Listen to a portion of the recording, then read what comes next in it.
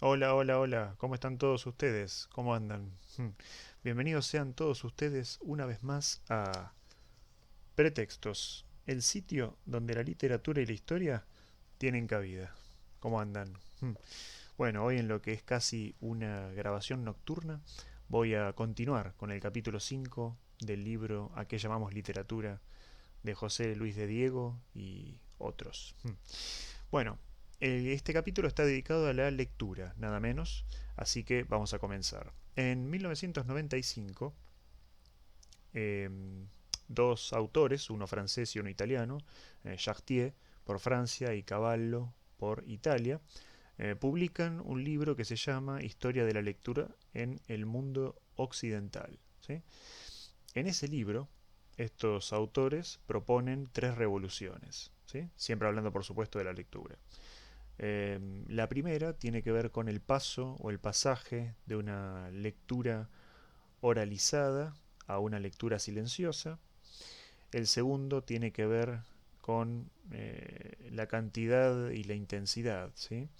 Se pasa de una lectura intensiva, ¿sí? Es decir, muy puntualizada y repetida de pocos textos, a una lectura extensiva, es decir, de muchos textos y voraz. Y tenemos una tercera revolución que implica otro tipo de tecnología, la tecnología electrónica, que tiene que ver con el soporte pantalla, ¿sí?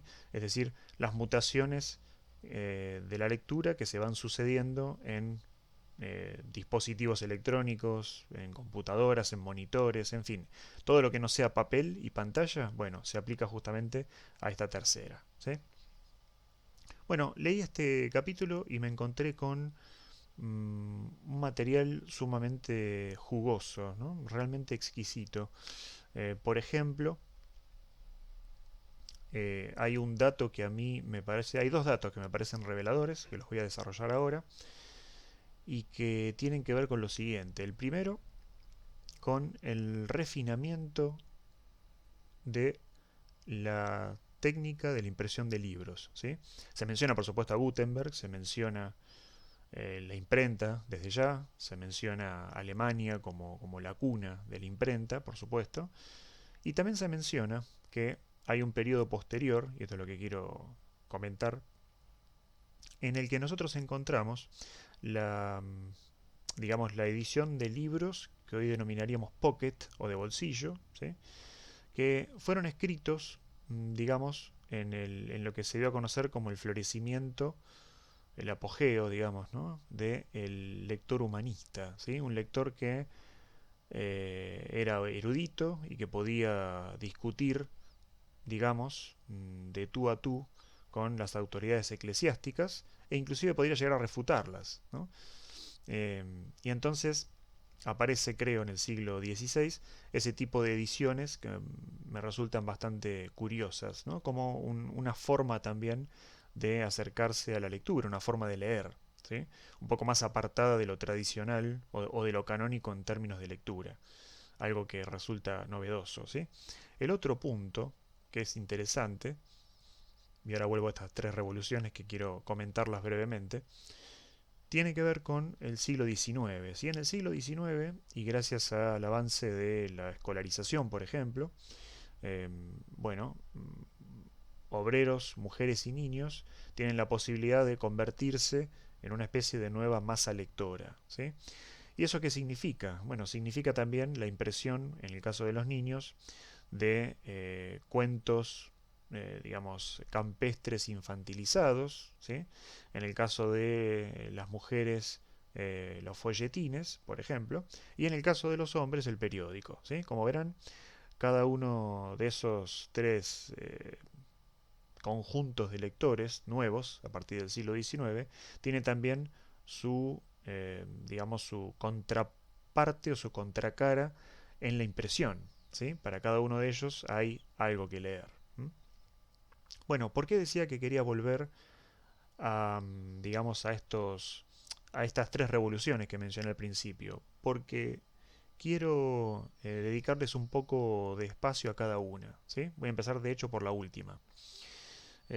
Bueno, cuando hablamos del soporte pantalla, creo que hoy nadie se va a escandalizar, digamos, ¿no? Que estamos hablando de proyectores en los colegios, hablamos de los celulares, hablamos de las pantallas del monitor, inclusive de la pantalla de la televisión, ¿no? Hablamos de un ebook, por ejemplo, o un libro electrónico, es decir, un dispositivo estilo tablet que a mí me permite comprar y cargar libros y llevar, si quisiera, toda una biblioteca en una pantalla, ¿sí? Puedo ajustar el brillo, puedo ir pasando la página con el dedo, como si fuese un libro real, ¿sí? Lo que no sabría decirles, porque no tengo uno, es si me permite tomar notas, no lo sé, o resaltar el texto. Pienso que sí, ¿sí? Y luego tenemos, eso por un lado, ¿no? Y por el otro tenemos, más allá de los celulares que son de uso ya cotidiano, les diría, tenemos, cuando hablamos de la informática, distintos, digamos, distintos, ¿cómo les diría? Eh, Distintos documentos posibles para leer, ¿sí? Uno puede leer en PDF, podemos leer también un punto doc, si hablamos del Word, pero ahí me parece que hay una diferencia que es no menor y que es importante. En algunas ocasiones creo que cuando a mí me llega un archivo .doc, yo lo puedo modificar, ¿sí? En cambio, me da la sensación de que un PDF ya está cerrado, ¿no? Es un círculo, un cuadrado, pongan la figura geométrica que quieran, pero está absolutamente cerrado, ¿sí?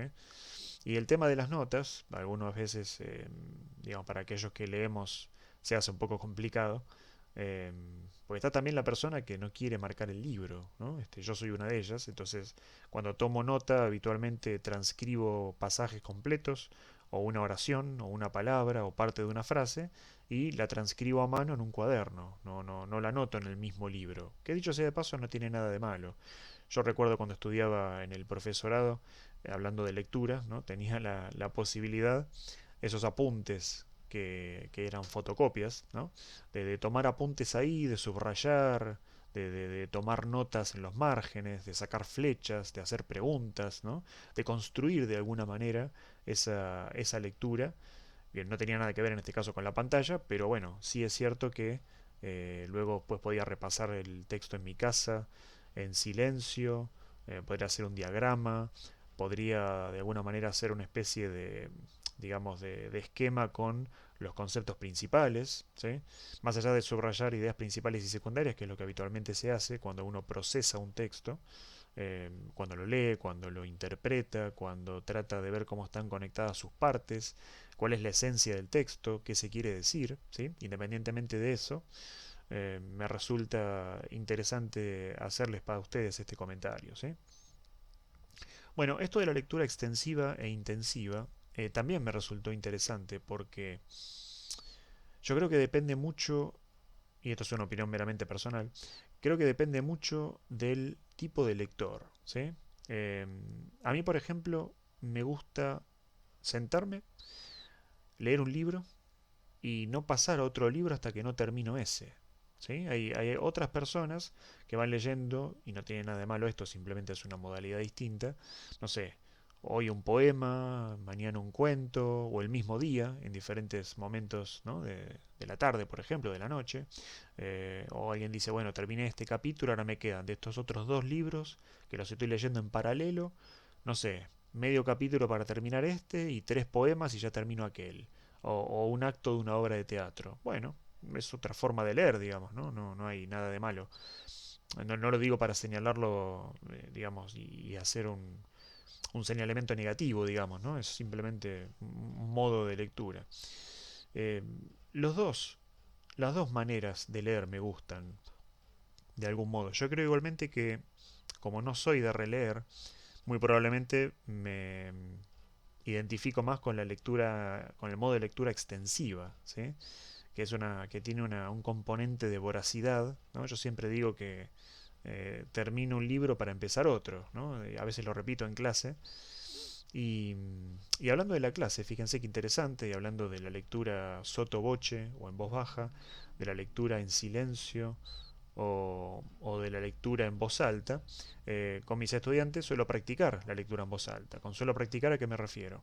A que a veces leo yo el capítulo de la novela que toca hoy, a veces van leyendo ellos y yo los voy turnando, y a veces les digo, bueno, lean esto en silencio y cuando terminan resuelvan estas tres consignas, por ejemplo. Entonces se puede hacer una combinación, ¿sí?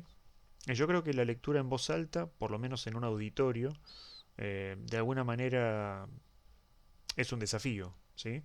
Digo, por esta cuestión de la timidez, de ponerse nervioso, nerviosa, ¿sí? A veces es medio complejo, si uno se traba con el texto, empieza a transpirar, un poco va trastabillando, ¿no? Eh, Creo que la mejor forma de leer un texto es, digamos, estando muy tranquilo y si uno pudo haberlo leído antes, mejor, porque no se va a encontrar con ninguna sorpresa, ¿no? Que el texto respire, como le digo a los estudiantes a veces cuando parece que leen a los Fórmula 1 o leen, digamos, a los trompicones, ¿no? Digo, bueno, dale tiempo al texto, ¿no? Deja que respire, pareciera que vas atropellando en la lectura, ¿no? Como si estuvieras compitiendo con, no sé, con alguien que te intenta ganar leyendo el mismo texto, ¿no? Lee tranquilo, no hay apuro. Bueno, esto ha sido todo por hoy, espero que les haya gustado. El próximo episodio, el próximo capítulo, quiero decir, está relacionado con el escritor y la sociedad. Así que bueno, ya pronto lo voy a leer y lo compartiré en breve con ustedes. Muchísimas gracias a todos por verme, deseo que estén todos muy bien y nos vemos en el próximo video de pretextos. Gracias.